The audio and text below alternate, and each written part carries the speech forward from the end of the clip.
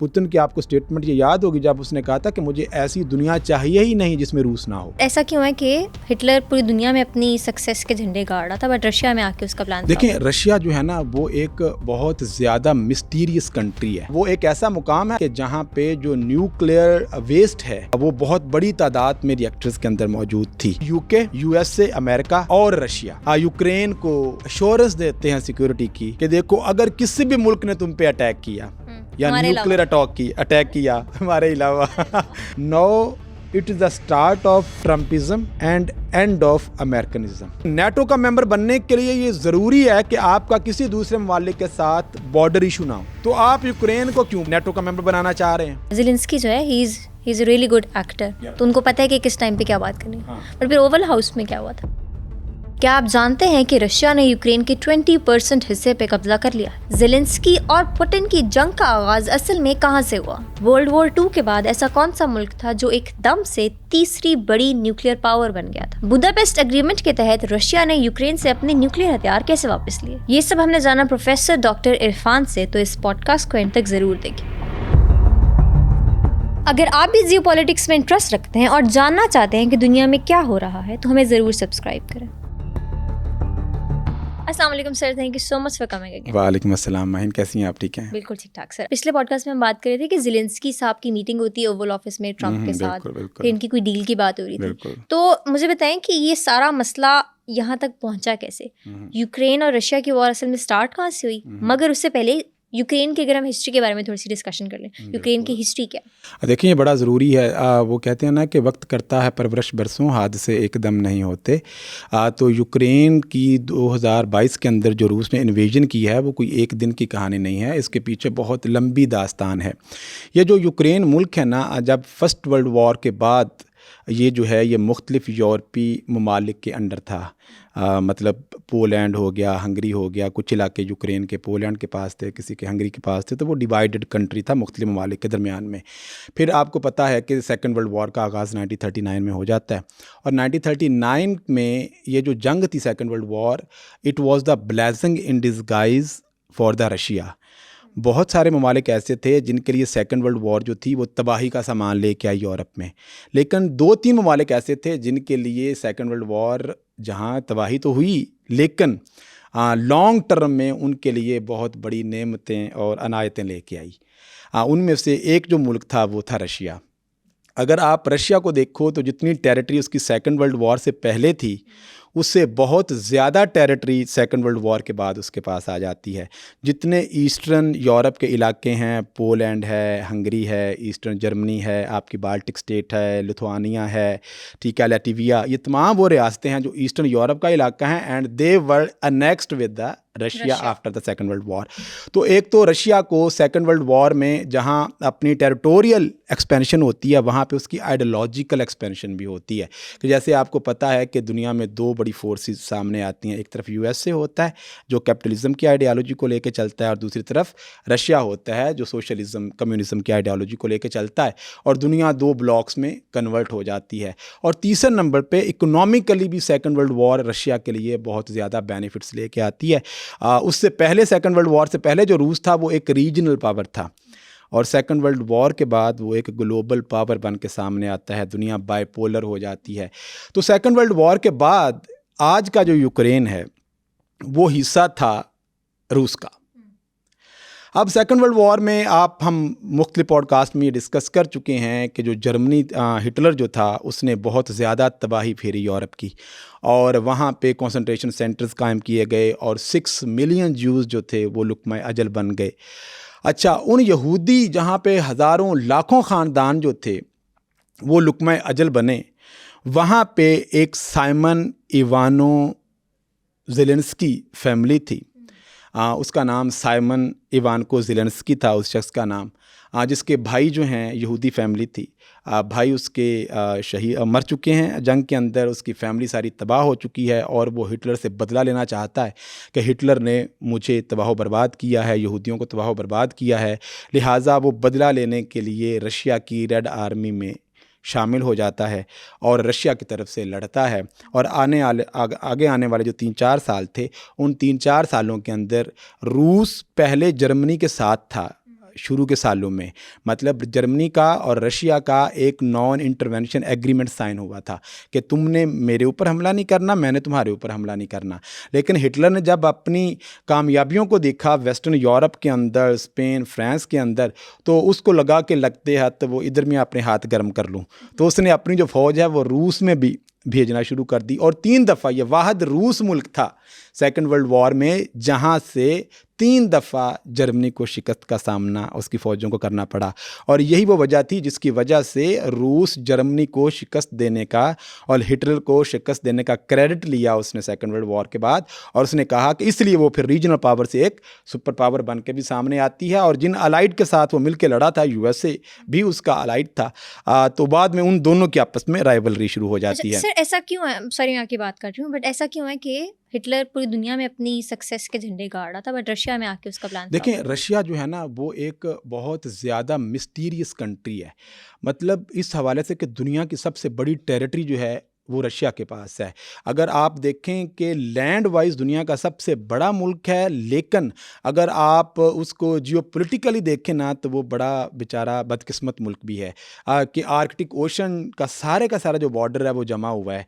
अब वो वहाँ पे ट्रेड नहीं कर सकता। ईस्टर्न साइड के ऊपर जो समंदर है वो भी आमतौर पे 6 माह जो है वो जमा रहता है, गर्म पानी होती हैं, 6 माह ठंडे पानी होते हैं, वो ट्रेड नहीं कर सकता। ये वो लिमिटेशन थी, जोग्राफिकल लिमिटेशन ऑफ रशिया, जिसकी वजह से रूस जो है वो मुख्तलिफ मुल्कों पे हमला करते हुए उसकी कोशिश होती है कि मैं गर्म पानियों तक पहुंचूं। और यही वजह थी कि 79 में जब अफ़गानिस्तान में रूस ने अटैक किया था तो बहुत सारे स्कॉलर्स ये लिखते रहे हैं तारीख़ के अंदर कि असल में वो हमारी जो ग्वादर पोर्ट तक आना चाह रहा था अफ़गानिस्तान के बाद, साथ ही आपको पता है हमारा बॉर्डर है अफ़गानिस्तान के साथ, और वहाँ से पास ही ग्वादर पोर्ट है, ताकि गर्म पानियों से उसकी ट्रेड डायरेक्ट रूस तक हो जाए। तो ये उसकी लिमिटेशंस हैं। अच्छा, अब रूस ने क्यों बार बार शिकस्त दी उनको? एक तो यह है कि उसकी टेरिटरी इतनी बड़ी है कि जब कोई फ़ौज उसके मुल्क में दाखिल होती है ना तो वो स्ट्रेटजिकली उसकी फ़ौजें पीछे हटना शुरू होती रहती हैं, पीछे हटती रहती हैं। और दूसरी जो फ़ौज है ना वो आते आते एक तो वो ट्रैवल कर करके भी थक जाती है, ये भी मैं आपको बताऊं। और दूसरा, at the centre of the Siberia का जो इलाका है रशिया के अंदर वो इतना ठंडा है कि वहाँ पे माइनस में जाके डिग्री, और वहाँ पे वो लोग तो रह रहे हैं सदियों से जो वहाँ पे ऑलरेडी रह रहे हैं, लेकिन जो बाहर की जर्मनी जैसा मुल्क जब वहाँ पे आएगा तो वो फौजी 1 या 2 हफ्ता तो निकाल जाते हैं, फिर वो वापस भागने की कोशिश करते हैं। तो जहाँ पे बहुत सारी ब्लेसिंग भी हैं टेरिटोरियल जोग्राफी को लेकर रशिया की, वहाँ पे उसकी लिमिटेशन भी बहुत ज़्यादा है। और इसी वजह से जब वो सेंटर पे ले आते हैं ना उस सर्द मुकाम पे फ़ौज को जो बाहर से इन्वेड करती है रशिया के ऊपर, तो चारों तरफ से रशिया की फोर्सेस उनको घेर लेती हैं। और वहाँ पे बहुत सारे जेल खाने ऐसे हैं रूस के अंदर कि जहाँ पे लकड़ी के बने हुए हैं, जहाँ पे दीवारें नहीं हैं, बस कैदियों को वहाँ पे लाके छोड़ दिया जाता है। ठंड इतनी होती है और उनको पता है कि अगर ये भागेंगे तो ये खुद ही मर जाएंगे। ठीक है, इसके ऊपर 1-2 मूवीज़ भी बनी हुई हैं। जो लोग भागे थे कोई 15-20, तो सिर्फ एक बंदा था जो कि इंडिया से फिर बरामद हुआ था, इंडिया तक पहुँच गया था। बाकी सारे के सारे रास्ते में मौसम की जो सख्तियाँ थीं उसकी नज़र हो गए और हलाक हो चुके थे। तो इस वजह से जो रूस है उसको कोई भी जो मुल्क है वो आज तक की तारीख़ में आपको शिकस्त देता हुआ नज़र नहीं आता है। तो अब ये जो हम यूक्रेन की बात कर रहे थे कि सेकेंड वर्ल्ड वॉर में वो शख्स के जिसकी अपनी सारी फैमिली जो है वो तबाह हो चुकी थी, उसी की फैमिली का एक बंदा जिसका नाम जो है व्लादिमीर ज़ेलेंस्की है, वो 1978 के अंदर पैदा होता है। ठीक है, और कोई नहीं जानता था कि वो बंदा जो कि रूस के साथ मिल के जर्मनी के ख़िलाफ़ लड़ रहा है, उसका पोता जो है वो अपने मुल्क यूक्रेन को बचाने के लिए उसी रूस के ख़िलाफ़ लड़ेगा। और इतना ठीक हेट्रेड है, होगा उसका। और इतना ज़्यादा, बिल्कुल। तो इस तरह से सेकेंड वर्ल्ड वॉर के इख्तिताम तक जो यूक्रेन था वो रूस का पार्ट रहता है। ठीक है, सेकेंड वर्ल्ड के बाद फिर 1991 पे आप आ जाते हो, तो इसके बीच में भी ना 2-3 ऐसे वाक़यात होते हैं जो कि यूक्रेन को लेके बड़े इंपॉर्टेंट थे। कुछ एग्रीमेंट्स भी हुए और सबसे बढ़कर ये जो चेर्नोबिल का डिज़ास्टर हुआ था, वो एक ऐसा मुकाम है यूक्रेन के अंदर कि जहाँ पे जो न्यूक्लियर वेस्ट है वो बहुत बड़ी तादाद में रिएक्टर्स के अंदर मौजूद थी। और इस वक्त भी आपको पता है कि पुतिन ने उस मुकाम पे आके, चेर्नोबिल का जो मुकाम है, वहाँ पे किसी भी तरह का बम फेंकने से अपनी फ़ौज को रोका हुआ है कि यहाँ पे कोई गलती से भी बम मत फेंक देना। Because वो अभी भी रेडियो एक्टिव है ना सर? अभी भी है, रेडिएशंस वहाँ पे मौजूद हैं, न्यूक्लियर जो रेडिएशंस हैं। अच्छा, अब वहाँ पे 1986 के अंदर ये वाक़या होता है, ठीक है, और जो न्यूक्लियर वेस्ट है उसकी वजह से वो खारिज होना शुरू हो जाती है। और इस वक्त भी इसके ऊपर बड़ी बड़ी डॉक्यूमेंट्रीज़, क्योंकि ये हमारा पॉडकास्ट का हिस्सा नहीं है तो मैं सिर्फ इसको ज़िमनन आपको बता रहा हूँ। तो उसके बाद फिर 1991 का साल आता है, और ये वो IR की तारीख़ के अंदर मशहूर ज़माना एक साल है कि जब रूस जो है, सोवियत यूनियन जो है वो कोलैप्स कर जाता है। और सोवियत यूनियन के टूटने के बाद उससे कोई 15 नई रियासतें जो हैं वो निकलती हैं। अगर आप बाल्टिक स्टेट भी उसी में से निकली, सेंट्रल एशिया के जितने भी ममालिक हैं वो भी रूस में से निकले, और यूक्रेन भी जो है वो एक इंडिपेंडेंट स्टेट के तौर पर वजूद में आता है। और 1996 में, मतलब आप अंदाज़ा करें कि एक मुल्क है और वो मुल्क आज एक इंडिपेंडेंट कंट्री है और उसके पास कोई हथियार नहीं है, और अगला दिन आता है तो वो दुनिया की तीसरी बड़ी न्यूक्लियर पावर बन के सामने आता है, जिसके पास 1900 के करीब न्यूक्लियर वॉरहेड्स मौजूद होते हैं, और वो जो मुल्क था वो यूक्रेन था। कैसे? आपका हैरत ज़्यादा चेहरा मुझे पूछ रहा है। अच्छा, अब Ukraine was a part of Russia. Russia अब टूट जाता है, और रशिया ने बहुत सारे ममालिक जो थे वहाँ पे अपने न्यूक्लियर रिएक्टर्स लगाए हुए थे, और यूक्रेन का जो इलाका, क्योंकि वो पार्ट ऑफ रशिया था, तो उसके अंदर भी 1900 के करीब न्यूक्लियर वॉरहेड मौजूद थे। अच्छा, अब इतनी बड़ी तादाद में मेरे पास न्यूक्लियर बॉम्ब है और मुझे उनको कोड्स का नहीं पता, ठीक है, और सबको मैं कोडिफाई कर भी नहीं सकता। अगर किसी का पता है तो आधा तो रूसी को पता है। तो उस वक्त फिर क्योंकि NPT, नॉन प्रोलिफरेशन ट्रीटी 1964 के अंदर, 1968 के अंदर जो साइन हुआ, उसके नतीजे में बहुत सारी दुनिया के अंदर रियासतें जो हैं वो नॉन न्यूक्लियर स्टेट्स होती हैं, लेकिन उनके पास न्यूक्लियर बॉम्ब हैं, जैसे पाकिस्तान है, इज़राइल है, इंडिया है। ये नॉन न्यूक्लियर स्टेट्स कहलाती हैं, लेकिन ये एटम बॉम्ब ज़रूर रखती हैं। लेकिन NPT के मुताबिक दुनिया में सिर्फ 5 ही रियासतें न्यूक्लियर स्टेट्स हो सकती हैं। आखिरी चाइना था, जो आपकी वीटो पावर्स हैं, ठीक है, वो सारे के सारे 1967 तक चाइना भी न्यूक्लियर पावर बन चुका था, और उसके बाद नॉन प्रोलिफरेशन ट्रीटी जो है वो साइन किया जाता है कि जो मुल्क इसको साइन कर लेगा ना, वो कभी भी न्यूक्लियर बॉम्ब नहीं रख सकता। अच्छा, बेसिकली ये ट्रीटी इसलिए साइन की जा रही थी ना, जो मुझे समझ आई कि दुनिया में वॉर हेड्स बहुत ज़्यादा बनना शुरू हो गए थे, न्यूक्लियर वॉर हेड्स। तो रशिया और USA एक दूसरे के साथ कंपटीशन में थे कि किसके पास ज़्यादा हों। तो दोनों को समझ आई कि रोकना चाहिए, किसी एक पॉइंट पे तो स्टॉप होना चाहिए। नहीं, लेकिन यहाँ पे जो मामला है वो तो बिल्कुल ठीक है। नॉन प्रोलिफरेशन की बात तो चली थी, इसके ऊपर हम अलहदा से इंशाल्लाह कोई पॉडकास्ट करेंगे, तो आपको मैं न्यूक्लियर की पूरी हम हिस्ट्री को उसमें डिस्कस करेंगे। NPT क्या है, AI क्या है, जो इंटरनेशनल एटॉमिक एनर्जी एजेंसी है, उसका क्या काम है, और किस तरह से मुख्तलिफ सॉर्ट्स जो टॉक्स होती रही हैं USA की, वर्टिकल प्रोलिफरेशन क्या होती है, हॉरिजॉन्टल प्रोलिफरेशन क्या होती है, ये सारी इंशाल्लाह ताला हम नेक्स्ट या उसके अगले किसी पॉडकास्ट में डिस्कस करेंगे। लेकिन यहाँ पे यूक्रेन की हम स्पेसिफिकली बात ये कर रहे हैं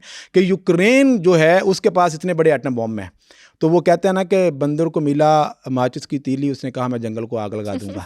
ठीक है, तो उनको ये था कि ये मुल्क है जिसके पास कोड्स भी नहीं है, और ये ना हो कि कोई ऐसी गलती कर बैठे और कोई एटम बॉम्ब जो है वो चल जाए, जिससे पूरी दुनिया जो है वो उसको ख़तरा लाहक हो जाए। तो फिर यूक्रेन को ये कहा जाता है, इंटरनेशनल प्रेशर उसके ऊपर डाला जाता है कि भाई आप ये जितने भी आपके पास न्यूक्लियर बॉम्ब्स हैं ना, इनको आप गिव अप कर दें, ठीक है। तो वो कहते हैं कि देखिए ये मेरे पास इतने बड़े बड़े हथियार हैं, मैं इसको अगर गिव अप करता हूँ तो मुझे इसका फ़ायदा क्या होगा। मतलब यूज़ तो वो कर नहीं सकता था। हाँ, यूज़, लेकिन फिर भी होता है ना कि साइंसदान जो हैं वो डिकोडिफाई तो कर सकते हैं ना with the passage of time. ये ऐसे ही है जैसे आप अपने मोबाइल का कोड भूल जाते हो, तो मुख्तलिफ टेक्निक्स होती हैं उसको डिकोडिफाई करने के लिए, तो अल्टीमेटली कहीं ना कहीं जाके आप वो चीज़ फाइंड आउट कर लेते हो। तो यही डर था कि कहीं साइंसदान कल को, और इतनी बड़ी तादाद में फिर वॉरहेड, मतलब मैंने कहा कि दुनिया की तीसरी बड़ी न्यूक्लियर पावर वो बनने जा रहा था यूक्रेन जो था। तो अब उन्होंने कहा कि ठीक है हम इसको गिव अप कर देते हैं, लेकिन सानू दसो कि हमें इसका फ़ायदा क्या होगा। ठीक है, तो वो कहता जी हमें तो एक सिक्योरिटी गारंटी चाहिए आपसे, और ये मैं बात कर रहा हूँ 1996 की, बुदापेस्ट एग्रीमेंट ये हुआ था 1994 के अंदर। ठीक है, बुदापेस्ट जो कि हंगरी का कैपिटल है वहाँ पे। अब UK, USA, अमेरिका और रशिया ये यूक्रेन को अश्योरेंस देते हैं सिक्योरिटी की कि देखो अगर किसी भी मुल्क ने तुम पे अटैक किया या न्यूक्लियर अटैक किया हमारे अलावा बिल्कुल सही बात है, बड़ी ताकतें ऐसे ही खेलती है छोटी रियासतों के साथ। तो हम तुम्हारे पीछे हैं ना, टेंशन नहीं लेनी, कदम बढ़ाओ, हम तुम्हारे साथ हैं। पीछे देखा तो कोई भी नहीं था। तो यही काम तब हुआ, ठीक है। तो उनको कहा गया कि आप साइन कर दें, और यूक्रेन की तारीखी गलती थी, वो तारीखी ब्लंडर था। देखो कौमों की तारीख के अंदर ना कोई ऐसे छोटे छोटे लम्हे होते हैं जो उस रियासत के मुस्तकबिल एंड तक उसके लिए एक डायलेमा का शिकार वो मुल्क हो जाता है। तो यूक्रेन के साथ भी यही कुछ हुआ। अब कौन जानता था कि जो रूस उसको गारंटी दे रहा है कि मैं तुम्हें सिक्योरिटी दूंगा, और वो अमेरिका और यूके जो ये कह रहा है कि हम तुम्हारे साथ हैं, किसी भी मुल्क ने अगर तुम पे अटैक किया तो हम हैं जो तुम्हें बचाने के लिए आएंगे, ठीक है। लेकिन तारीख ने फिर ये देखा कि 2022 के अंदर वही रूस, बल्कि इससे पहले 2014 पे आ जाएं, जब क्रीमिया के साथ एनेक्सेशन करता है Russia. Crimea was the part of Ukraine, और 2014 में वो आगे हम पॉडकास्ट में डिस्कस करेंगे कि क्रीमिया के ऊपर उसने क्यों जो है वो अटैक किया या उसके ऊपर कब्जा करने की कोशिश की। तो बुनियादी तौर पर ना जब सेकंड कोल्ड वॉर का इख्तिताम होता है ना, वहाँ पे दुनिया में दो बड़े अलायंसेस थे, एक नेटो था, ठीक है, और एक वारसा पैक्ट था। वारसा पैक्ट जो था वो रशियन अलायंस था, मिलिट्री अलायंस। उसका भी एक क्लेम था कि जितनी रियासतें मशरकी यूरोप की वारसा पैक्ट का हिस्सा हैं, attack on a single state would consider an attack on the entire Warsaw pact member state, तो हम सारे मिल के उसके ऊपर अटैक कर देंगे। इसी तरह नेटो भी जो 1949 में बनी थी सेकेंड वर्ल्ड वॉर के बाद और रूस के खिलाफ बनी थी, उसका भी जो आर्टिकल नंबर 5 ये कहता है कि attack on one NATO member would consider an attack on the entire NATO members, और हम तमाम जो मेंबर्स मिल के उस मुल्क के खिलाफ जो है वो हमले का जवाब देंगे। अच्छा, अब जब कोल्ड वॉर का इख्तिताम हुआ तो नॉन वर्बल एक एग्रीमेंट साइन होता है between the Russia and US से एट दैट टाइम, जो उनके सदूर थे, कि देखें हम वारसा पैक्ट को ख़त्म कर रहे हैं, ठीक है, जो हमारा मिलिट्री अलायंस है, तो आप नेटो को ख़त्म कर दो, नंबर 1। और दूसरी बात ये की गई कि देखें हम कोल्ड वॉर का अब इख्तिताम हो चुका है, तो आपने जितना भी ईस्टर्न यूरोप का इलाका है जो कि रूस के साथ लगता है, या जितनी भी रियासतें रूस से निकली हैं, मुस्तकबिल में वो कभी भी नेटो की मेंबर स्टेट नहीं बनेगी, और नेटो जो है वहाँ पे अपनी फ़ौजों को नहीं भेजेगा, ठीक है। अब रूस क्योंकि डिफीटेड था, वर्बली बात कोई रिटर्न ये एग्रीमेंट हुआ नहीं था, तो आप फिर देखते हो कि 2000 के बाद, बल्कि 1991 से लेके 2010 के दरमियान में मज़ीद 10-12 ईस्टर्न यूरोप की रियासतें जो हैं वो, उनको ये डर होता है कि रूस जो है कहीं उनके ऊपर अटैक करके दोबारा से अपना हिस्सा ना रिक्लेम ना कर ले कि ये हमारी टेरिटरी थी, लिहाजा हम इसके ऊपर काबिज हो रहे हैं, तो वो भी नेटो की मेंबरशिप के लिए अप्लाई कर देती हैं, और बहुत सारी जो मेंबर स्टेट्स उनमें से बना दिया जाता है। तमाम बाल्टिक स्टेट जिनका बॉर्डर इसके साथ लगता है वो नेटो की मेंबर्स हैं, और इसके अलावा नीचे भी अगर आप देखते हो तो बहुत सारी ईस्टर्न यूरोप की रियासतें जो कि पार्ट थी रशिया का, वो भी अल्टीमेटली नेटो की मेंबर बन जाती हैं। अब रूस ये समझता है, और पुतिन की आपको स्टेटमेंट ये याद होगी जब उसने कहा था कि मुझे ऐसी दुनिया चाहिए ही नहीं जिसमें रूस ना हो, ठीक है। अगर दुनिया एटम बम के जंग से तबाह होती है तो बेशक हो जाए, मुझे इससे कोई लेना देना नहीं है। लेकिन क्योंकि अमेरिका ने, असल में ये लड़ाई जो है ना यूक्रेन और रशिया की लड़ाई नहीं है, ये लड़ाई रशिया और यूएसए की लड़ाई है, ये लड़ाई रशिया और यूरोप की लड़ाई है। देखें जितने भी मुतालबे यूक्रेन पर अटैक करने से पहले पुतिन ने सामने रखे कि मैं अटैक नहीं करूँगा, अगर ये 4 काम यूरोप कर देता है, एक ये है कि जितने भी ईस्टर्न यूरोप की रियासतों में नेटो फोर्सेस हैं वो वापस चली जाएं। ये मुतालबा क्या यूक्रेन से था? नो। जहाँ जहाँ आपने मिसाइल डिफेंस सिस्टम लगाया हुआ है उसको आप ख़त्म करें, ठीक है। ये मुतालबा भी यूक्रेन से नहीं था, ठीक है। तो मतलब इसके अलावा भी जो उसकी डिमांड्स हैं उनमें से कोई डिमांड डायरेक्ट यूक्रेन से नहीं है। यूक्रेन बेचारा एक पपेट, यूक्रेन एक मोहरे के तौर पे बेचारा इस्तेमाल हुआ, जैसे छोटे ममालिक इस्तेमाल होते हैं थर्ड वर्ल्ड कंट्रीज़ में, हम भी होते रहे हैं। 79 के बाद अमेरिका ने हमें इस्तेमाल करके अफ़गानिस्तान के अंदर उसके खिलाफ इस्तेमाल किया, ठीक है।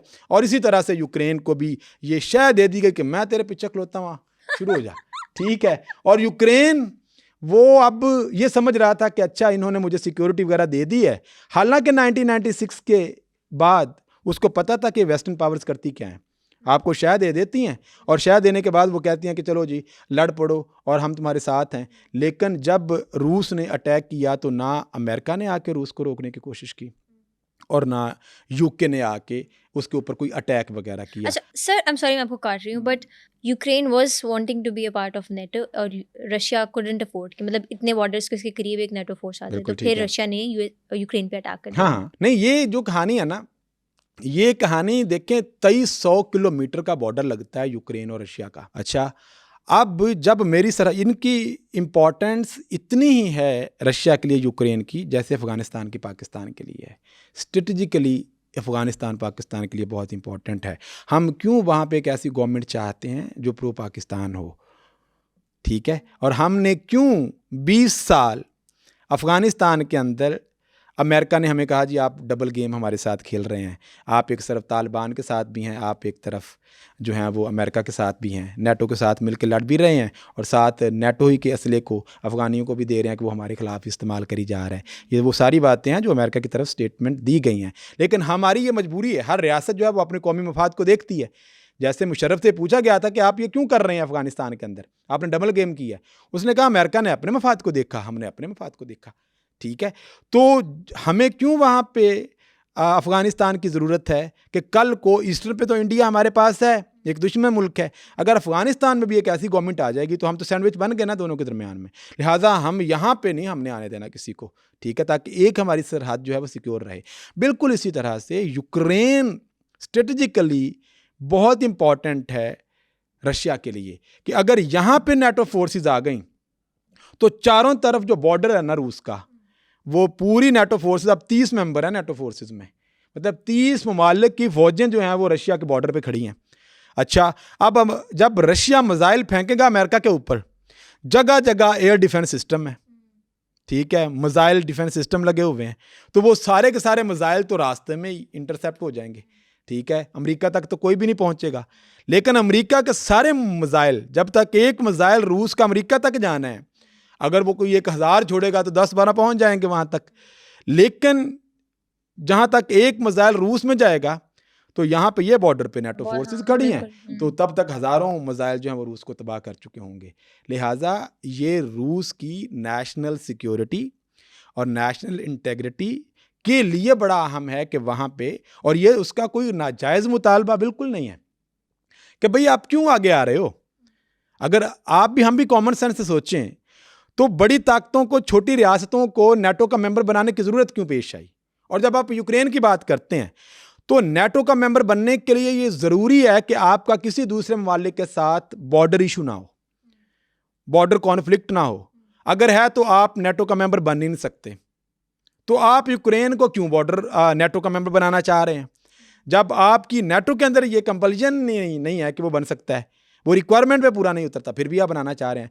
तो इसका मतलब क्या है कि यहाँ पे कुछ मिलीशियस इंटेंशंस हैं वेस्टर्न ताकतों की, अमेरिका की, वो जो नियति पर मबनी, ये कोई छोटी रियासतों की सिक्योरिटी, ये सब ड्रामेबाजी होती है IR के अंदर कि हम आप नेटो मेंबर बन जाओ, हम तुम्हारे सुखी। ये बिल्कुल ऐसे ही है जैसे यूरोप को अमेरिका ने इस्तेमाल किया है। ऐसे ही यूरोप जो है, बड़ी ताकतें यूरोप जो वो छोटी रियासतों को इस्तेमाल करती हैं कि हम आपको सिक्योरिटी देते हैं और हम रूस के करीब आते जाएं ताकि इसको हम चारों तरफ से घेर लें, बेसिकली अपने इंटरेस्ट के लिए, किसी अपने भी इंटरेस्ट के लिए। बिल्कुल, छोटी रियासत अगर उनको यूक्रेन के साथ इतना होता तो क्या आज वो इस तरीके से बिहेव कर रहे होते। जो अमेरिका था वो तो खुद कह रहा है कि मैं नेटो से, अब डोनाल्ड ट्रंप के आने के बाद तो वो सारी की सारी फिलॉसफी जो थी, जैसे लास्ट पॉडकास्ट में मैंने वो एक शेर वाली मिसाल आपको दी थी, ठीक है, कि एक जो शेर है बुनियादी तौर पर उसको आपने पिंजरे में बंद कर दिया और वो शेर यूरोप था, और यूरोप आज तक लड़ रहा था शेर की तरह। अमेरिका ने कहा मैं हूं ना तेरे पीछे, तुम्हें लड़ने की क्या ज़रूरत है, तुम बैठो, मैं तुम्हें घर बैठे गोश्त के पीस देता हूँ, खाते रहो, हट्टे कट्टे हो जाओ। जब हट्टे कट्टे हो गए तो रूस के हवाले कर दिया, चलो अब लड़ो। अब वो लड़ना भूल चुका है भाई, कैसे लड़े, और आप कहते मैं अपनी फौजों को वापस भेज रहा हूँ, ठीक है। तो बड़ी ताकतें अपने मफादात रखती हैं, और 70 सालों के अंदर इंटेंशनली अमेरिका ने यूरोप के साथ ही हरकत की है, उसको इस्तेमाल किया है, ठीक। और यूरोप जो है वो अपनी ईस्टर्न जो रियासतें हैं उनके साथ उसका कोई लेना देना नहीं है कि ये बड़ी यहाँ पे हम डेमोक्रेसी लेके आएंगे और फलां लेके आएंगे, ये सारे ढकोसले होते हैं। ठीक है, मोरालिटी जो है वो उसका कोई नामो निशान, वो छोटी रियासतों के लिए होती है। बड़ी रियासतें हमेशा अपने जो हैं वो इंटरेस्ट को देखती हैं। ठीक है, तो बुनियादी तौर पर यूक्रेन के साथ भी यही वाला आप कह लो कि ड्रामा हो गया कि यूक्रेन को शाह देकर उसको आपने जंग के अंदर झोंक दिया।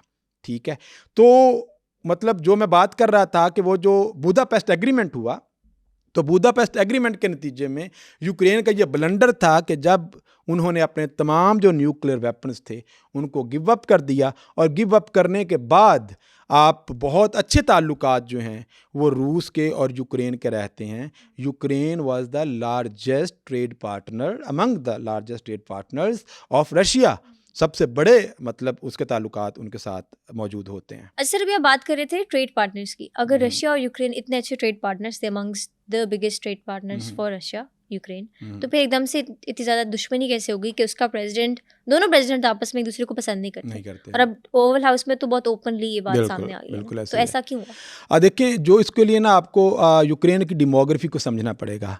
यूक्रेन एक ऐसा मुल्क है जहाँ पे 30% जो उसकी आबादी है ना वो रशियन स्पीकिंग है, और जो ईस्टर्न यूक्रेन का इलाका है ना वो प्रो रशियन इलाका है, जो ये चाहता है कि हमारा इल्हाक रूस के साथ हो जाए। ठीक है, लेकिन जो वेस्टर्न यूक्रेन का इलाका है जो कि ज़्यादा तादाद में है, आबादी का तनासुब ज़्यादा है, तो वो ये चाहते हैं कि हम यूरोप की तरफ इनक्लाइन करें। 2004 तक ना दोनों ममालिक बहुत अच्छे फ्रेंड्स और सिलसिला चलता रहा। 2004 में होते हैं इलेक्शंस, वहाँ पे 2 कैंडिडेट्स होते हैं। एक जो है वो प्रो रशियन कैंडिडेट था, विक्टर, उसका भी नाम विक्टर था, और एक जो था वो प्रो यूरोप, उसका नाम भी विक्टर था। एक जो था वो विक्टर यानुकोविच, और दूसरा जो था वो विक्टर याशचिंको उसका नाम था। ठीक है, जो प्रो यूरोप था। अब इलेक्शंस होते हैं और इलेक्शंस के नतीजे में जो प्रो रशियन प्रेसिडेंट था वो जीत जाता है, और अवाम जो है वो सड़कों पे एहतजाज करती है कि भाई देखें ये तो फ्रॉड हुआ है, जैसे हमारे इलेक्शंस के नतीजे में यहाँ पे लोगों ने एहतजाज वगैरह किया। ठीक है, और इसी दौरान में जो प्रो यूरोप कैंडिडेट था, सदारती कैंडिडेट यूक्रेन का, उसको जहर दिया जाता है और उसको मारने की कोशिश की जाती है। तो अवाम जो है ना उनको ये शक होता है कि ये सारा काम जो है ना वो रशियन एजेंसीज कर रही हैं। यूक्रेन एक इंडिपेंडेंट स्टेट नहीं है, ये जैसे third world American client states हैं ना, इसी तरह से ये रशियन क्लाइंट स्टेट है। तो यहाँ पे हमारी कोई इंडिपेंडेंस नहीं है, रूस ही इसको चला रहा है। तो अगेंस्ट रशिया जो सेंटीमेंट है ना वो यूक्रेन के अंदर इमर्ज होना शुरू हो जाते हैं। पहले भी प्रो यूरोप लोग थे, लेकिन जब ये जहर देने वाला वाक़या सामने आता है तो लोग जो हैं वो हज़ारों बल्कि लाखों की तादाद में जो लोग हैं वो यूक्रेन का जो उनका कैपिटल है वहाँ पे आ जाते हैं, और फिर सुप्रीम कोर्ट को उसके अंदर इंटरफेयर करना पड़ता है, और सुप्रीम कोर्ट फिर इसको इलेक्शंस को जो काउंटिंग है और री पोल की तरफ जाने की बात करती है। दोबारा से जब काउंटिंग वगैरह होती है तो उसके नतीजे में जो प्रो यूरोप कैंडिडेट था वो जीत जाता है। मतलब हुई होती है धांधली। हाँ, यस, वो साबित हो जाती है ना, और फिर पब्लिक का प्रेशर भी बेतहाशा था, जिसकी वजह से वो फिर धांधली को आप बचा नहीं सके। जैसे हमारे यहाँ पे 45-47 का वो झगड़ा चलता रहा। ठीक है, इसी तरह से वहाँ पे क्योंकि पब्लिक प्रेशर भी था, सुप्रीम कोर्ट और इंडिपेंडेंट आपने वो बना दिया एक कमीशन, उसके नतीजे में जब ये फैसला सामने आया तो फिर मज़ीद रशिया के ख़िलाफ़ जो सेंटिमेंट्स थे वो यूक्रेनियन अवाम के अंदर बढ़ना शुरू हो जाते हैं, और इस वाक़े को ना ऑरेंज रेवोल्यूशन कहा जाता है यूक्रेन की हिस्ट्री में। ठीक है, कि वहाँ पे ऑरेंज रेवोल्यूशन आ गया। ठीक है, उसके बाद एक और जो रेवोल्यूशन आता है ना वो होता है प्रो यूरोप गवर्नमेंट और लोगों की तरफ से, ये आता है कि 2010 में इलेक्शंस होते हैं, और 2010 के इलेक्शंस के नतीजे में जो प्रो रशियन प्रेसिडेंट था दोबारा वो जीत जाता है। ठीक है, अच्छा, जब वो जीतता है ना तो यूरोपीय यूनियन की तरफ से उसको एक इनविटेशन आता है 2013-14 में कि आप यूरोपीय यूनियन के साथ एसोसिएट हो जाओ, क्योंकि उससे पहले के जो प्रेसिडेंट थे उन्होंने यूरोप के साथ कुछ ऐसी अरेंजमेंट्स कर दी थी कि हम आने वाले दिनों में यूरोपीय यूनियन का हिस्सा बनने की तरफ जाएंगे और एसोसिएशन की तरफ जाएंगे, और यूरोपीय यूनियन भी उनको बड़ा वेलकम करता है।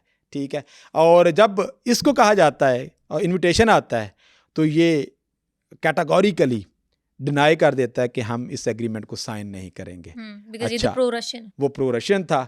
और देखें यहाँ पे आप देखें कि उसका जो ये फैसला था साइन ना करने का, अगर आप ब्रॉडर कॉन्टेक्स्ट में देखो तो ये फैसला बिल्कुल दुरुस्त था। अगर वो फैसला मान लिया जाता तो आज यूक्रेन के साथ ये ना होता। यूक्रेन की अगर आज 18 से 20 या 22 जो % टेरिटरी है वो रूस का हिस्सा बनने जा रही है आने वाले दिनों में परमानेंट, तो अगर ये वाला काम ना करते तो यूक्रेन अपनी इंडिपेंडेंस और अपनी टेरिटरी उसकी उनके पास ही रहती। तो बाज़ फैसले पब्लिक ये समझ रही होती है कि ये बड़े गलत किए जा रहे हैं, वो उसको गैरत का मसला बना लेते हैं। तो इंटरनेशनल रिलेशंस में रियासतें हमेशा गैरतमंद या बेगैरत नहीं होती हैं, रैशनल होती हैं। रियासत ने ये देखना है कि ये ना हो कि मैं किसी एक की फेवर करते करते जो मेरे पास मुल्क बचा खुचा है वो भी चला जाए। देखें ना कितनी पैलेस्टाइन के अंदर से आवाज़ें आती हैं जो हमें आके बचाओ, कश्मीर से आवाज़ें आती हैं, फला जगह से आवाज़ें आती हैं हमें बचाओ। रियासत क्यों नहीं बचाने जाती? इसी वजह से नहीं बचाने जाती कि भाई रैशनल डिसीजन ये है, कॉस्ट बेनिफिट एनालिसिस करना है, कॉस्ट क्या है और उसका मुझे बेनिफिट क्या होगा। और यहाँ पे आके अगेन जो पब्लिक थी, पब्लिक सेंटीमेंट्स गालिब आ जाते हैं और कौमी मफाद जो था वो थोड़ा सा पीछे चला जाता मतलब है। स्टेट्स जो है वो इमोशनल नहीं होती, रैशनल रैशनल होती हैं। अच्छा सर, एक और इस पर पर्सपेक्टिव, मेरा जो पर्सपेक्टिव है, मुझे लगता है कि अगर आप रशिया और यूक्रेन वॉर को एक और एंगल से देखें तो रशिया में आप देखते हैं कि ज़्यादा ऑर्थोडॉक्स क्रिश्चियंस रहते हैं और यूक्रेन में ज़्यादा कैथोलिक क्रिश्चियंस रहते हैं, यूएसए में ज़्यादा कैथोलिक क्रिश्चियंस रहते हैं। So do you think it's a little about religion? देखिए मज़हब ना, मैं हमेशा से मेरा बड़ा एक कैटेगोरिकल स्टांस है इसके ऊपर। मज़हब जो है ना ये हमेशा एक पॉलिटिकल टूल के तौर पर इस्तेमाल किया जाता रहा है through out the human history, ठीक है। इवन के जब बहुत ज़्यादा दुनिया में अभी मॉडर्नाइजेशन का आगाज़ नहीं हुआ था ना, तब भी मज़हब एक सियासी टूल के तौर पे इस्तेमाल हुआ था, ठीक है, दूसरी रियासतों के अंदर कब्ज़ा करने के लिए, अपने आप को एक्सपेंड करने के लिए। लेकिन जो मेजर फैक्टर होते हैं ना वो हमेशा सियासी होते हैं। कैथोलिक या प्रोटेस्टेंट की जो डिबेट है या ऑर्थोडॉक्स की जो डिबेट है, ये वन ऑफ द फैक्टर होता है बीच में, लेकिन ये सिग्निफिकेंट फैक्टर नहीं होता, सेंट्रल या मरकज़ी किरदार इसका नहीं होता। जहाँ बहुत छोटे छोटे बहुत सारे इश्यूज होते हैं, लेकिन मेजर जो किरदार है वो हमेशा आपके सियासी मफादात का होता है, इंटरेस्ट का होता है कि मेरी टेरिटरी है, मेरी नेशनल सिक्योरिटी है, मैंने सबसे पहले उसको देखना है। बाकी ये मज़हब वगैरह जहाँ पे सियासतदानों को मज़हब का तड़का लगाना होता है, किसी भी चीज़ को वो मज़हबी टच या इस्लामी टच दे देते हैं। हमारे आपने बहुत सारे लोगों की स्टेटमेंट सुनते होंगे, वायरल भी होती हैं कि यहाँ पर थोड़ा सा इस्लामी टच दे दें इस चीज़ को, ताकि लोग ज़्यादा इसको वो करना शुरू कर देंगे। तो जिन रियासतों के अंदर तालीम कम होती है, लोग पढ़े लिखे नहीं होते, तो वहाँ पे इस तरह के टच बड़े काम आते हैं। लेकिन जो रैशनल स्टेट्स होती हैं वहाँ पे ऐसे मज़हब के इस्तेमाल को बहुत ज़्यादा कंडेम करती है आम आवाम भी जो होती है, ठीक है। तो ये वन ऑफ द फैक्टर इसके अंदर मौजूद था। मतलब मेन फैक्टर नहीं है बट वन फैक्टर, हाँ वन ऑफ द फैक्टर्स आप इसको कह सकते हैं। अच्छा, तो हम बात कर रहे थे कि एक ऑरेंज रेवोल्यूशन आ गया और उसके बाद ना जब रशियन प्रेसिडेंट ने इनकार कर दिया यूरोपियन यूनियन के एग्रीमेंट को साइन करने का, तो उस वक़्त अगेन जो अगेंस्ट या एंटी रशियन पब्लिक थी और प्रो यूरोप पब्लिक थी, जो ये उम्मीद पे खड़ी थी कि आने वाले दिनों में हम यूरोप का हिस्सा बन जाएंगे और इस मुल्क के अंदर जो रशियन इन्फ्लुएंस है वो कम हो जाएगा, इंडिपेंडेंट जो है वो मीडिया यहाँ पे हो जाएगा, इंडिपेंडेंट जुडिशरी हो जाएगी और इंटरवेंशन कम हो जाएगी रूस की। अब उन लोगों के लिए ये बहुत ज़्यादा नाउम्मीद और दिल तोड़ने वाला लम्हा था। लिहाजा अगेन जो लोग हैं वो सड़कों पे आ जाते हैं, जिसको रेवोल्यूशन ऑफ डिग्निटी कहा जाता है यूक्रेन में 2014 के अंदर।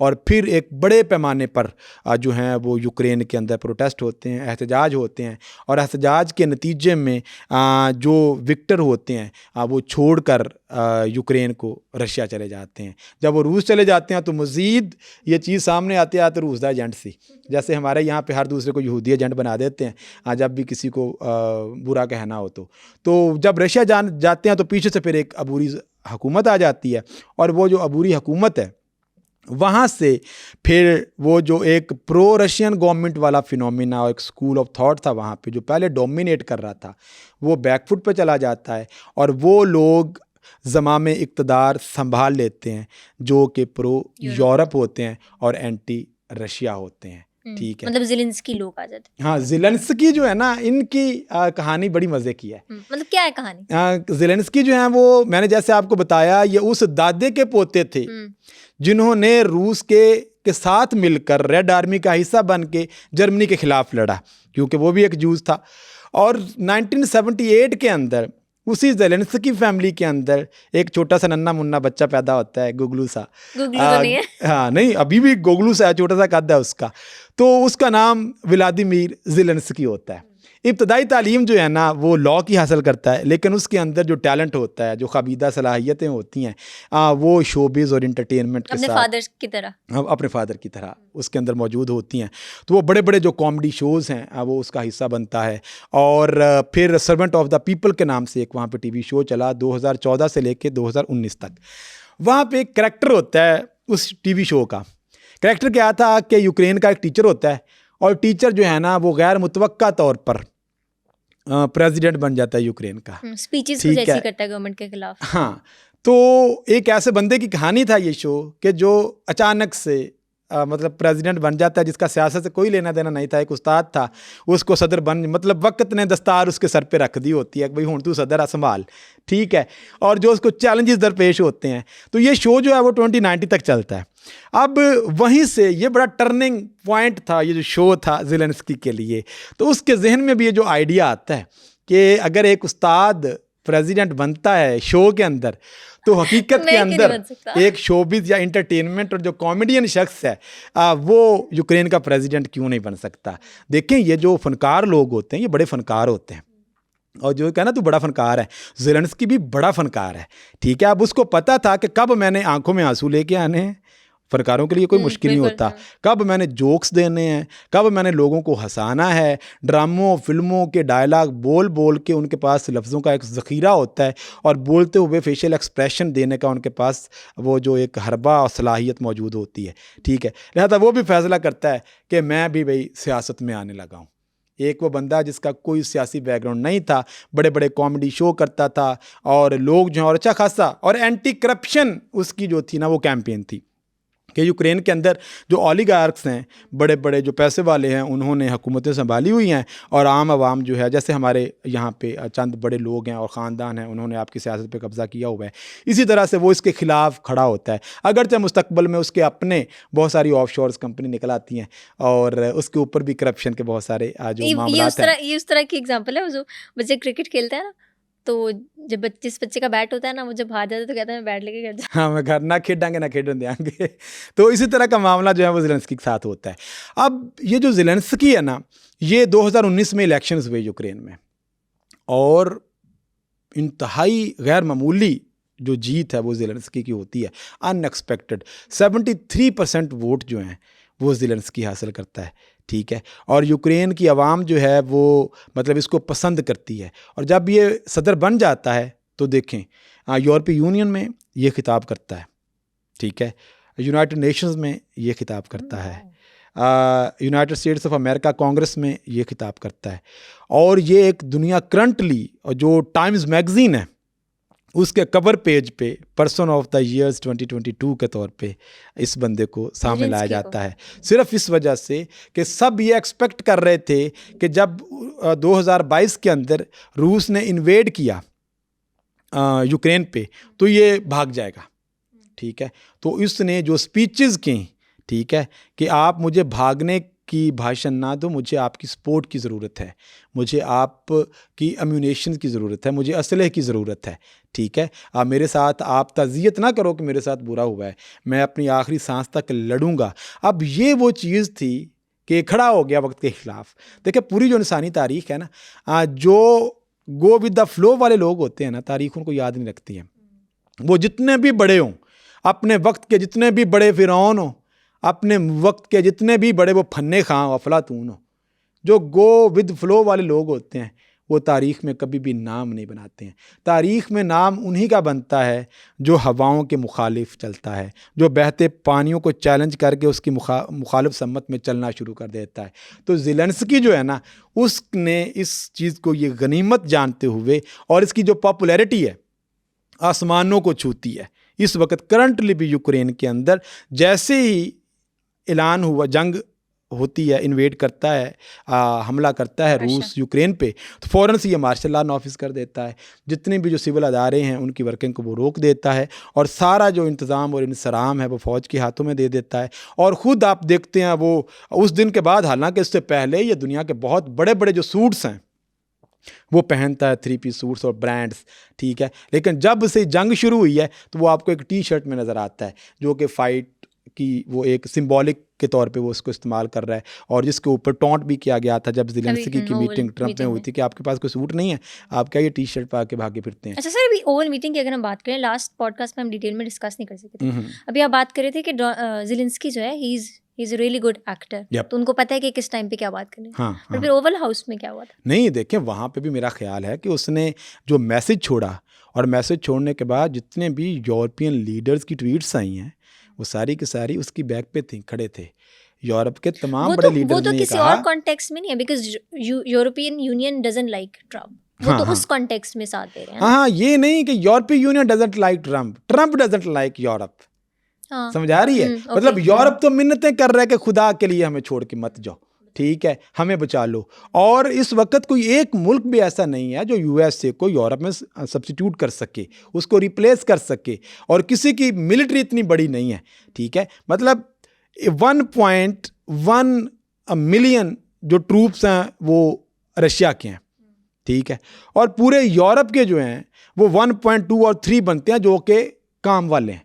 बाकी सारे के सारे वो लिबरल ऑर्डर के नाम पे जो यूरोपीय मुआशरों का हाल किया है अमेरिका ने, उसको वो एड दे दे के कि हम तुम्हारे साथ हैं। मार्शल प्लान से ये गेम शुरू हुई थी सेकंड वर्ल्ड वॉर के बाद, और अब तक हर मामले में यूरोप को अमेरिका इस्तेमाल करता रहा, ग्लोबल वॉर ऑन टेरर में इस्तेमाल करता हुआ अपने तमाम जायज़ नाजायज़ कामों में।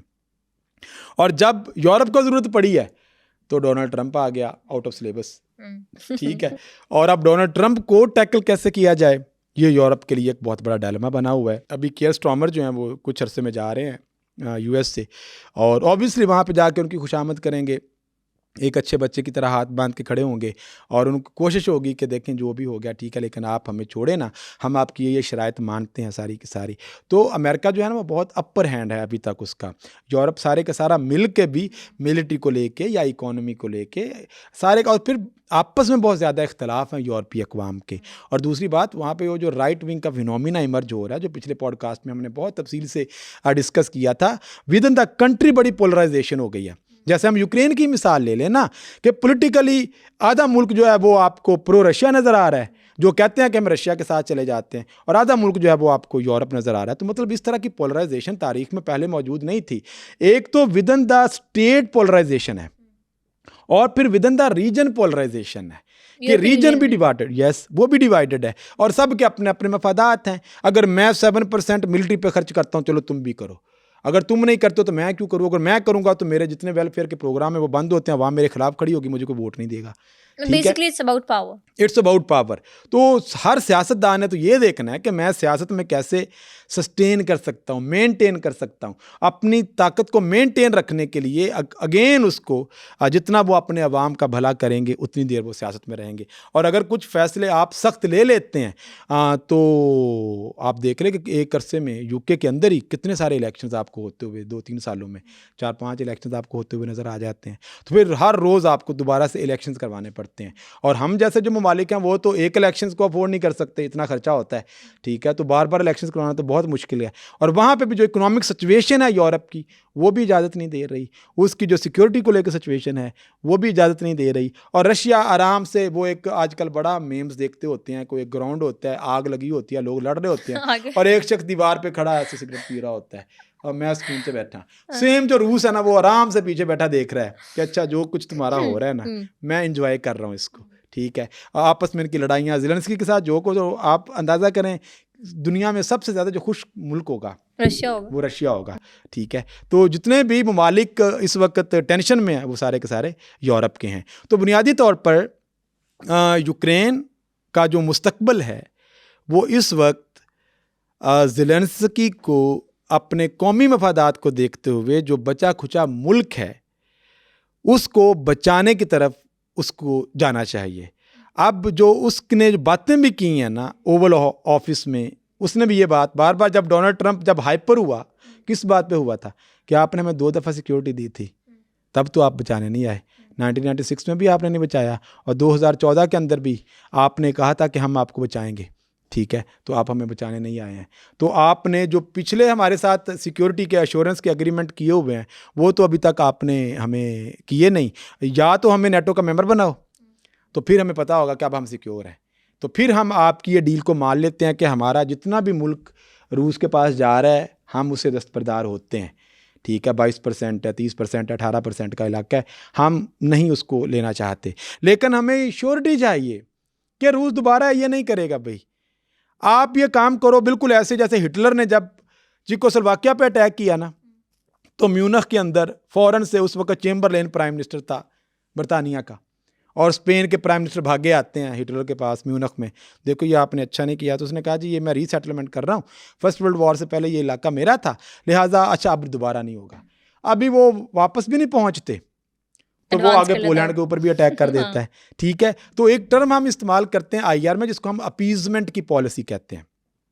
अपीज करने का मतलब क्या होता है कि आप अग्रेशन शो कर रहे हो और मैं कहूँ चल कोई नहीं बात अभी संभल जाएगा, चलो अभी ये ठंडा हो जाएगा, ठीक है। अपीज करना होता है कि आप अगले को रिलैक्सेशन दे रहे हो कि आप अग्रेसर है तो और अग्रेशन दिखाओ, बेसिकली जो इजराइल के साथ करें। यस बिल्कुल ऐसे ही। तो या तो आप फौरन से मुंह तोड़ जवाब दो। आज तक चेम्बरलेन को दुनिया लान तान करती है, इवन के बरतानिया के अपने स्कॉलर्स उसको क्रिटिसिज्म करते हैं कि इसकी वजह से सेकंड वर्ल्ड वॉर हुई थी। अगर वो उसी वक्त चेकोस्लोवाकिया में ही रोक लेता हिटलर को तो ये बात आगे ना बढ़ती, या पोलैंड में ही बाद में रोक लेता तो बात आगे ना बढ़ती। वो आगे उसका वो जैसे जैसे आगे बढ़ता गया यूरोपीय अक़वाम डरती गई और उसका हौसला मज़ीद बुलंद होता गया। लिहाजा इनको अपीज़ नहीं करना चाहिए। अब रशिया जो है वो भी एक तरह से उसने अटैक किया, और शुरू में आपने देखा कि पूरी दुनिया का जो मीडिया और यूरोप जी हम आपके पीछे खड़े हैं, हम ये कर देंगे, हम वो कर देंगे, और अल्टीमेटली आखिर में क्या हुआ कि एक मुल्क ने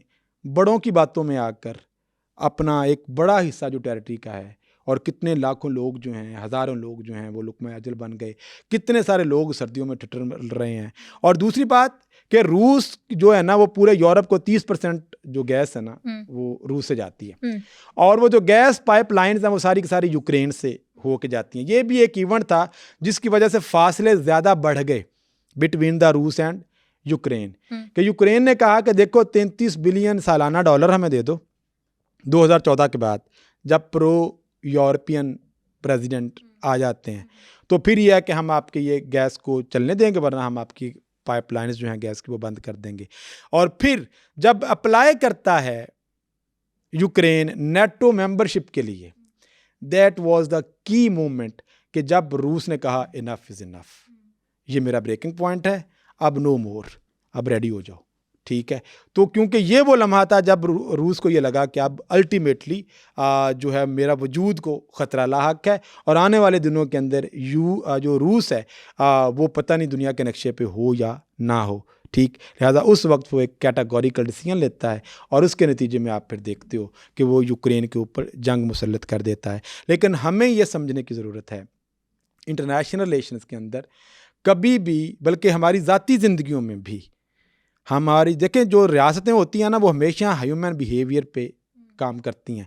जिस तरीके से एक इंसान दूसरे इंसान के एक्शन को देखते हुए कभी अनकंफर्टेबल हो जाता है, उसको लगता है कि कहीं ये मेरे लिए तो नहीं कर रहा, अगर ये काम हो रहा है तो वो, फॉर एग्जांपल मैं अमूमन एक मिसाल देता हूँ कि अगर माहीन रात को 10-11 बजे किसी पार्क में टहल रही है, अचानक से वो देखती है कि एक गाड़ी में 3-4 गुंडे पिस्टल लेके आए हुए हैं और उसने कैप वो पहने हुए हैं जो हैट होते हैं, तो माहीन का पहला रिएक्शन क्या होगा? भाग जाओ। नंबर 1 भाग जाओ।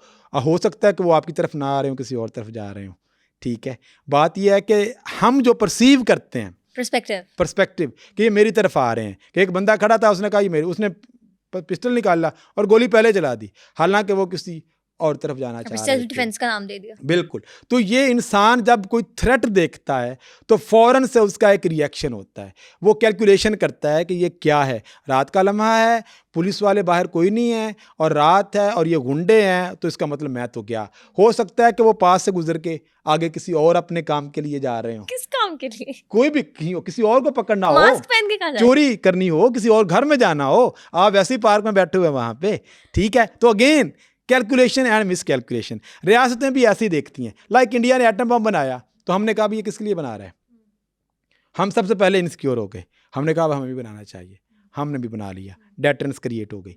ठीक है, तो रियासतें ह्यूमन बिहेवियर पे काम करती But हैं। don't you think that was necessary?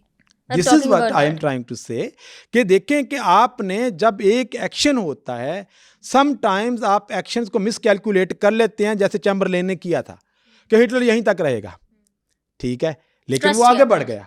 ठीक है, तो बात यह है कि रियासतें हमेशा वो अपनी तरफ से रैशनल डिसीजन लेती हैं, लेकिन सम टाइम वो जो कॉस्ट बेनिफिट एनालिसिस करके रैशनल डिसीजन भी ले रही होती हैं, बाद में वो इरैशनल भी साबित हो जाता है। ठीक है, कि असल में ये काम नहीं था, असल में तो ये वाला काम था। तो कितने ही आप देखो ना, अमेरिका अफगानिस्तान में आया, आखिर में उन्हीं के साथ दहशतगर्दों के साथ उसको एग्रीमेंट करके जाना पड़ा। ठीक है, इराक के ऊपर अटैक किया। ठीक है, तो मतलब कितने ही आईआर में हमें ऐसे फैसले मिलते हैं जो मिस कैलकुलेटेड रिएक्शंस होते हैं रियासतों के।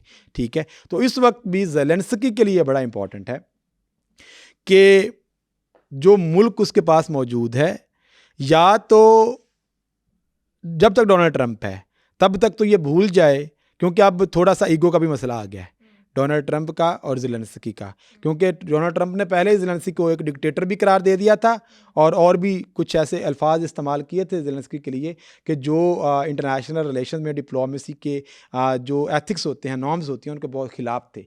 ठीक है, क्योंकि अमेरिका इस वक्त बादशाह है, क्योंकि अमेरिका इस वक्त जंगल का शेर है, लिहाजा दुनिया में वो होगा जो वो चाहेगा। ठीक है, तो ऐसी सूरत के अंदर रियासतों को बहुत सोच समझ कर फैसले करने होते हैं। और आने वाले दिनों के अंदर अगर अभी सऊदी अरेबिया के अंदर एक एग्रीमेंट की तरफ ज़ेलेंस्की ने जैसे कह दिया था कि मैं रेडी हूँ यूएसए के साथ टॉक्स करने के लिए, वो जो एक मिनरल एग्रीमेंट होना था, और इसके ताबे मिनरल एग्रीमेंट के ताबे मैं उन शराइत को मानने के लिए भी तैयार हूँ जो अमेरिका दे रहा है, ताकि एक दफ़ा जो सीज़ फायर है वो हो जाए। तो शुरू में तो ज़ेलेंस्की ने उसके अंदर पार्टिसिपेशन से इनकार कर दिया था, लेकिन अभी सऊदी अरेबिया के अंदर जद्दा में या रियाद में शायद अभी इनकी गैदरिंग हो रही है। अब देखते हैं कि इसके रिजल्ट्स क्या निकलते हैं। अच्छा सर, इस गैदरिंग के रिजल्ट्स तो जो भी हैं, मुझे बताएं कि अभी जब ओवल ऑफिस में मीटिंग हुई थी इनकी, तो ज़ेलेंस्की साहब was very persistent on it कि हमें सिक्योरिटी डील ही चाहिए। बिल्कुल। बट डोनाल्ड ट्रम्प साहब कहते हैं कि हम सिक्योरिटी डील नहीं कर सकते आपके साथ, हम सिर्फ मिनरल डील कर सकते हैं। हाँ, तो अगर सिक्योरिटी डील हो जाती है और यूक्रेन में नेटो आ जाता है, that would create a more panic situation for Russia. तो वैसा तो होगा नहीं। रशिया तो कभी भी ऐसी डील को तस्लीम ही नहीं करेगा। रशिया की तो पहले जंग से पहले जो शरायतें थीं, वो शरायत ही ये थी कि भाई नेटो फोर्सेस यहाँ से निकलें। कोई भी वो मुल्क जो कि जिसकी सरहद रूस के साथ लगती है can not be the member of NATO.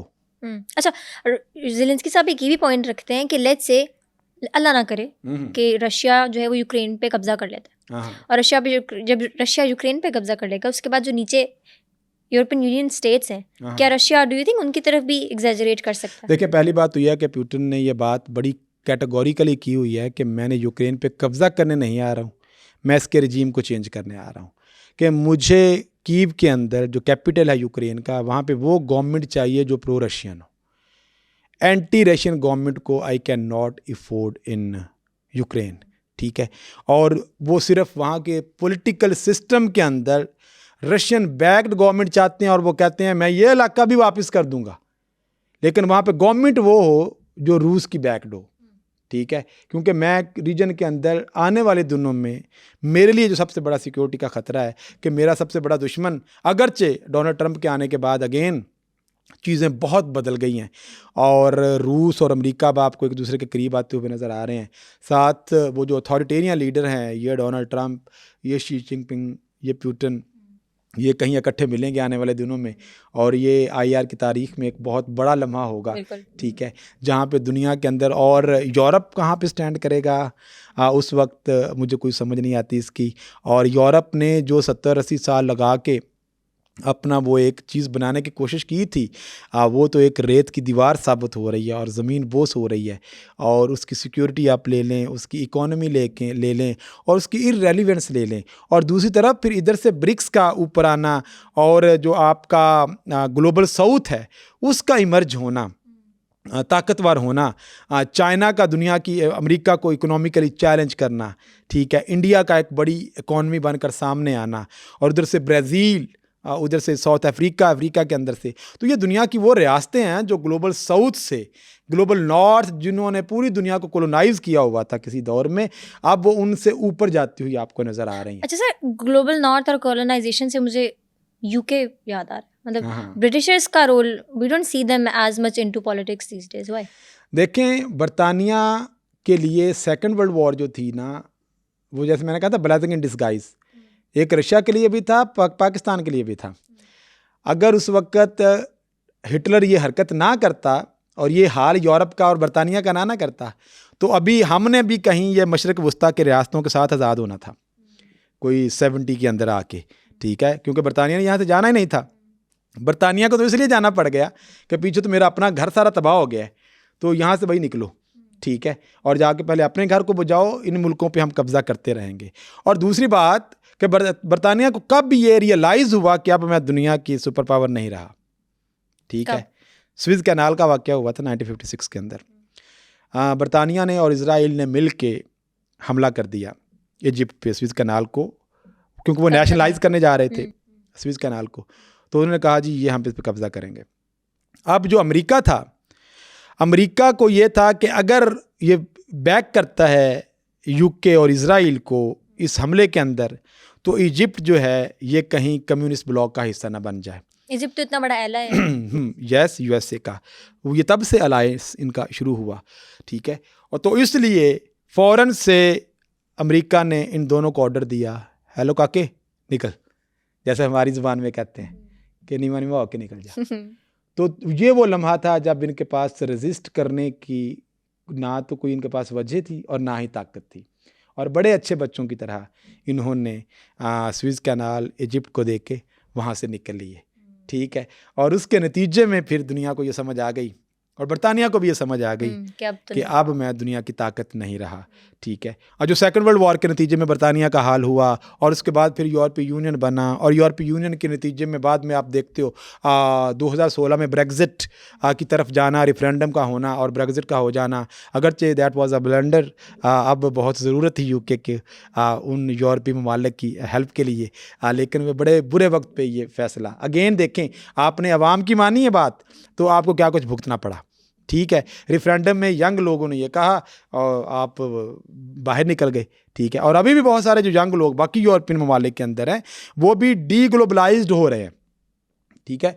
Nationalism की तरफ यूरोप अब जा रहा है, यस, ट्रम्प की आइडियोलॉजी की तरफ, और राइट विंग वाली जो बात है, तो उसके नतीजे में अगेन बाकी मुल्कों का भी ये हाल होना है, ठीक है, कि अब आप एक दूसरे को सपोर्ट या एक दूसरे की हेल्प नहीं करेंगे, अब ये आपकी अपनी अपनी जंगें हैं, अनार्किक सिस्टम है, ठीक है, अपनी अपनी दौड़ है, दौड़ें, हाँ भी वो जैसे पंजाबी में कहते हैं आप इकट्ठे कितने होना दौड़ते हुए, कि अल्टीमेटली ये बाहर जाके ये कहाँ पे इकट्ठे होते हैं, कहीं पे जाके इनकी आपस में कोई ऐसी बात बनती है, ये फिर देखते हैं कि आने वाले वक्त में दुनिया की जो ताल्लुकात का ऊँट है ये किस करवट बैठता है। जैसे मेरा आखिरी सवाल आपसे थोड़ा सा डिफरेंट है मगर आपके ओपिनियन से रिलेटेड है, मुझे बताएं, अगर if you had to choose between one president, Donald Trump या Vladimir Putin, who would you choose? आपको क्या लगता है कि बेहतर प्रेसिडेंट कौन है?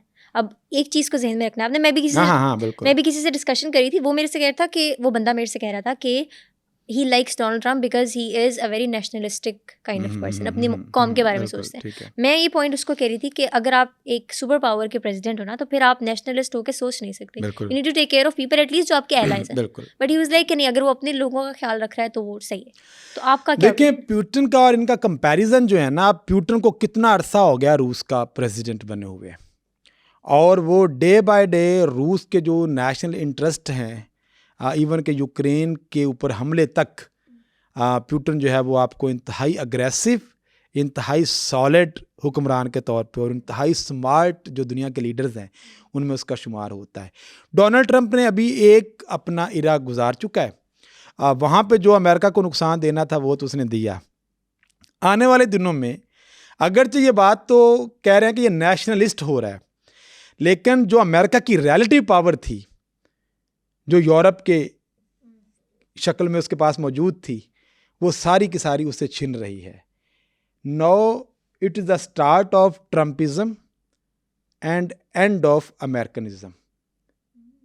ठीक है, अब ये जो ट्रम्पिज्म की आइडियोलॉजी है, अमेरिका को एज एन ग्लोबल पावर, देखिए यूनाइटेड नेशन से निकलने की बात कर चुका है Donald Trump, world health organization से अमेरिका निकल चुका, पेरिस एग्रीमेंट से अमेरिका निकल चुका, इंटरनेशनल कोर्ट ऑफ जस्टिस को ऊपर पाबंदियां लगाने की और उसके ऊपर अपने फंड्स देने की, मतलब फंड देने से मना उसने रोक दिए। तो ये जो जिसको आप लिबरल ऑर्डर कहते हैं, जो कि किसी रूल के ऊपर चल रहा था, और डोनाल्ड ट्रंप तो किसी रूल को मानने वाला बंदा ही नहीं है। वो ताकत की ज़ुबान समझता है, ताकत की रिस्पेक्ट करता है, और ताकत को इस्तेमाल करके ग्रीनलैंड पे, मैक्सिको, गल्फ ऑफ मैक्सिको के ऊपर, पनामा के ऊपर और गज़ा के ऊपर कब्जा करना चाह रहा है, और अमेरिकन कॉलोनाइजेशन की तरफ अब वो जा रहा है। तो ये कहने में, सुनने में बातें तो बड़ी अच्छी लगती हैं, मैं पनामा में आ रहा हूँ, मैं फलां पे जा रहा हूँ, फलां पे आ रहा हूँ। प्रैक्टिस में और थ्योरी में ज़मीन आसमान का फ़र्क है। ठीक है, ये इतना आसान नहीं होता कि मैंने कह दिया कि अच्छा हम ग्रीनलैंड पे भी किसी दिन ये करेंगे, बड़ा मज़े का, कि ग्रीनलैंड क्यों इतना इंपॉर्टेंट है अमेरिका के लिए, किसी पॉडकास्ट में, कि जी मैं ग्रीनलैंड के ऊपर भी आ रहा हूँ। तो अब अगरचे ये इसके लिए एक आसान हदफ है अमेरिका के लिए, वो मेरा ख्याल कर लेगा। ठीक है, पनामा में किसी हद तक, लेकिन ये जो कनाडा वाली बात कर रहे हैं, ठीक है, इस तरह की जो बड़ी बड़ी, आप कह लो कि इसको बढ़ के हम कह सकते हैं, ठीक है, कि बादल का गरजना और बरसना, ये दो मुख्तलिफ चीज़ें हैं। ठीक है, और इसका अभी जो रिएक्शन इनकी तरफ से, यूरोप की तरफ से आने वाले दिनों में आना है। अब देखें, कहीं ना कहीं तो कोई ना कोई तो रूल्स तो है ना, अल्टीमेटली आपको फॉलो तो करना पड़ेंगे। ठीक है, आप कहते हो मैं सब पे टैरिफ लगा दूंगा, और टैरिफ के नतीजे में बाकी सारे आप पे टैरिफ लगा देंगे, लगा भी रहे हैं, लगा भी रहे हैं, देन व्हाट, मतलब आपको फिर क्या बचा? तो मतलब एक निज़ाम चल रहा है, और उस निज़ाम को आप एक लड़ाई में जो है वो कन्वर्ट कर रहे हैं, जिसमें ना आपका फ़ायदा है ना दूसरे का फ़ायदा है। ठीक है, वो कहते हैं हम तो डूबे हैं सनम, तुमको भी ले डूबेंगे। ठीक, तो आप यूरोप जब उसको लगेगा कि अच्छा मैं तो टैरिफ से डूब रहा हूँ, तो हम भी इनको ऊपर टैरिफ लगा देते हैं अल्टीमेटली। और अमेरिका भी जो है, उसको भी जब ये लग रहा है कि अच्छा मैं तुम पे टैरिफ लगा रहा हूँ, तो मतलब देखिए, एक जो सियासत का बैकग्राउंड होना है ना, पॉपुलिज्म, मैंने इसलिए मैं कहता हूँ कि populism is the virus which is eating the it's host, and host is the democracy. ठीक, जब दुनिया में जमहूरी कदरों को, जमहूरी रवायात को ये वायरस खा रहे हैं, यूरोप में भी ये वायरस आ चुका है पॉपुलिज्म की शक्ल में, राइट विंग की शक्ल में, जो कि इन्हीं डेमोक्रेटिक इंस्टीट्यूशंस को इस्तेमाल करके इन्हीं डेमोक्रेटिक इंस्टीट्यूशंस का गला घूंटेंगे। ठीक है, और अल्टीमेटली दुनिया में वो जो एक अनार्किक वर्ल्ड का फिनोमेना, क्लासिकल रियलिज्म मॉर्गनथौ ने दिया था, ठीक है, दुनिया अब उस तरफ फिर चली जाएगी। ठीक है, अब बादशाह, अथॉरिटेरियन रजीम हम उसको कहेंगे। ठीक है, अथॉरिटेरियन लीडर जो हैं या पॉपुलिस्ट लीडर आते तो ये डेमोक्रेटिकली इलेक्टेड ही हैं, मुसोलिनी था, हिटलर था। ठीक है, और इसी तरह से फिर अब डोनाल्ड ट्रंप भी उनमें से कोई डिफरेंट नहीं है। और हो सकता है आप आने वाले दिनों में देखें कि एक और दफ़ा प्रेसिडेंट बनने का, जिसकी इजाज़त नहीं देता अमेरिका का कॉन्स्टिट्यूशन, और अमेंडमेंट के लिए एक बहुत बड़ा, लेकिन जब बहुत बड़ी, ये हिटलर ने भी यही काम किया था, पार्लियामेंट तो वही था उनका। ठीक है, और उसके अंदर उन्होंने commandment of the Hitler would called a law, ठीक, ये कर दिया था, और जो वाइस चांसलर था बरतानिया का, वो हिटलर बन गया था, और अल्टीमेटली उसी के हुक्म को लॉ बना दिया गया था उसी पार्लियामेंट की तरफ से। कि फिर हालात इतने गंभीर हो जाते हैं कि आप सच का साथ देने की ख्वाहिश करते हुए भी सच नहीं बोल सकते। ठीक है, लिहाजा आपको भी उस जो गलतकारी हो रही होती है, जुल्म सितम या जबर हो रहा होता है, आप भी उसका हिस्सा बन जाते हैं कि भाई मैं तो तभी ज़िंदा रहूँगा अगर तो मैं इसका साथ देता हूँ, वरना मैं तो मारा जाऊँगा। तो दुनिया जो है वो सर्वाइवल ऑफ द फिटेस्ट के ऊपर बेस करती है, और जो इस अनार्किक वर्ल्ड के अंदर खुद डोनाल्ड ट्रंप ने ये कहा ना कि this world is like a jungle, और इसके अंदर हर एक ने अपना अपना हिस्सा जो है उसके ऊपर कब्जा करने की कोशिश करनी है। अमेरिका अपना हिस्सा लेना चाहेगा, बाकी रियासतें अपना हिस्सा लेना चाहेंगी। तो it is ultimately the power, and power is might, might is always right, and right is the ultimate law of the international relations. तो आपने मुझे फिर भी बताया नहीं, who is your favourite in दोनों में से? दोनों में पुतिन जो है वो एक अच्छे प्रेसिडेंट हैं। ठीक है। और ये तो, और फिर एक यह कि एक बंदे ने इतना अरसा, मतलब अब उनको मेरा ख्याल 20 के करीब साल तो पुतिन को होने वाले हैं, ठीक है, एक बल्कि शायद इससे भी ज़्यादा, इतना बड़ा अरसा वो उनको कर रहा है, रूल कर रहा है रशिया को, और अगेन वो अपने मफादात को प्रोटेक्ट कर रहा है। और डोनाल्ड ट्रंप का तो अभी हमारे एक टर्न और आया था, वो भी कंट्रोवर्सीज का शिकार हो गया। और डोनाल्ड ट्रंप की अपनी पर्सनैलिटी वैसे भी बहुत ज़्यादा कंट्रोवर्सी का शिकार रही है। और आने वाले दिनों में, अभी 2 माह में ये सिर्फ भड़के हैं, इनकी इम्प्लीकेशंस जो हैं ये आने वाले दिनों में सामने आनी है। तो it is very early to say कि डोनाल्ड ट्रंप अच्छा है या बुरा है, ठीक है। लेकिन ये है कि अमेरिका के लिए, जो वो कहते हैं ना कि ये अमेरिका के लिए फ़ायदेमंद नहीं है, अमेरिका के अंदर एक ख़ास सोच के लिए फ़ायदेमंद है। और वो जो सोच है वो राइट विंग की सोच है। और बाकी वहाँ पे जो लोग एक डाइवर्सिफाई वर्ल्ड का हिस्सा थे, डाइवर्सिफिकेशन का हिस्सा थे, जो कि कहते थे कि यूनिटी इन डाइवर्सिटी की दुनिया थी, जो लिबरल ऑर्डर था, जिसके अंदर पूरी दुनिया से लोग अमेरिका में जाके रह रहे थे पीसफुली, और वो ये कहता है निकल जाओ साढ़े करूँ, ऐसा डकार है, ठीक है। तो अब ये जो चीज़ है ये अल्टीमेटली अमेरिका को नुकसान देगी। मतलब क्या सारी जॉब्स अमेरिकन कैसे कर सकते हैं? उनको ज़रूरत है बाहर के लोगों की, यूके को ज़रूरत है इमिग्रेंट्स की। इमिग्रेंट्स आज सारे आप निकाल दो, यूके का सिस्टम कोलैप्स कर जाएगा, ठीक है। उनकी हेल्थ, उनकी एजुकेशन, ये सारे के सारे इमिग्रेंट्स तो वहाँ पे चला रहे हैं, बिल्कुल, ठीक है। और वहाँ के अपने लोग तो दूसरी जो वाइट कॉलर जॉब्स हैं उनका हिस्सा है। तो इसलिए ये कहना कि अच्छा ये बहुत अच्छा कर रहा है, अमेरिका के लिए अच्छा नहीं कर रहा। एक सोच और फिक्र के लिए तो ये अच्छा है कि ये राइट विंग की तरफ आप जा रहे हो, लेकिन ओवरऑल अमेरिका के मफादात में ये चीज़ बिल्कुल नहीं है। America would not be the super power of the world any more अगर इन्हीं पॉलिसीज़ के तहत ट्रंप आगे बढ़ता है तो। Thank you so much for coming sir, it was You're lovely to welcome. Discuss with you. Thank you very much for inviting me. आपके ख्याल में पुतिन और ट्रंप में से बेहतर लीडर कौन है? हमें कमेंट सेक्शन में ज़रूर बताएं। अंटिल नेक्स्ट टाइम, खुदा हाफिज़।